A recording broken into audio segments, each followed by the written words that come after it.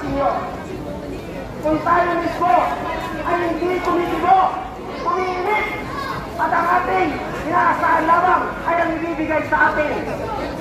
Ngayon po, sa ating pagwawakas, dahil yung paaboy